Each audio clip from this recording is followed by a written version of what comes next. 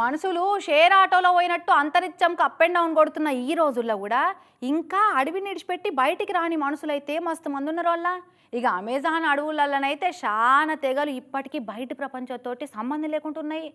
అయితే ఎప్పుడో అంతరించిపోయింది అనుకునే ఒక్క అరుదైన తెగలుండే మనుషులు సడన్గా కనిపించిరట.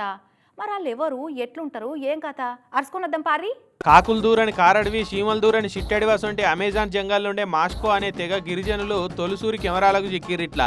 పెరు దేశంకెళ్ళున్న అమెజాన్ అడవుల పొంటి సాహస యాత్రకు పోయిన వాళ్ళకి కొంతమందికి కనిపించిరట వీళ్ళు. ఇక నది ఒడ్డున పిల్లగాళ్ళు పెద్దగాళ్ళు అంతా ఆడుకుంటున్నది, ఆడ నిలబడి అలా పనులు చేసుకుంటున్నది అంతా కనిపించింది.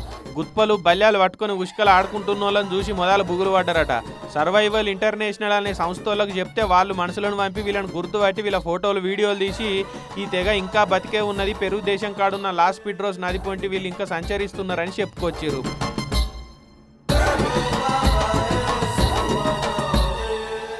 అయితే ఇలా జాడ ఇంకా దొరకపోవునట. పెరు దేశం సర్కారు అమెజాన్ జంగల్లా వీళ్ళు ఉంటున్న జాగను పైసల కోసం ప్రైవేట్ కంపెనీలకు అమ్మిందట. ఆగో వాళ్ళు పోయి ఆడ ప్రోక్లైన్లతోటి అప్పుడు చెట్లు కొట్టేసుడు చేస్తుండే వరకు తిండిని ఎంకులాడుకుంటా ఇట్లా నది పొంటే వచ్చిరని అంటున్నారు. ఇక వీళ్ళు తిండి కోసం పోతుంటే కడమ తెగలతోటి కొట్లాటలు పెట్టుకొని వీళ్ళ ఉనికే లేకుండా పోవచ్చని పర్యావరణవేత్తలు బుగులు పడుతున్నారు.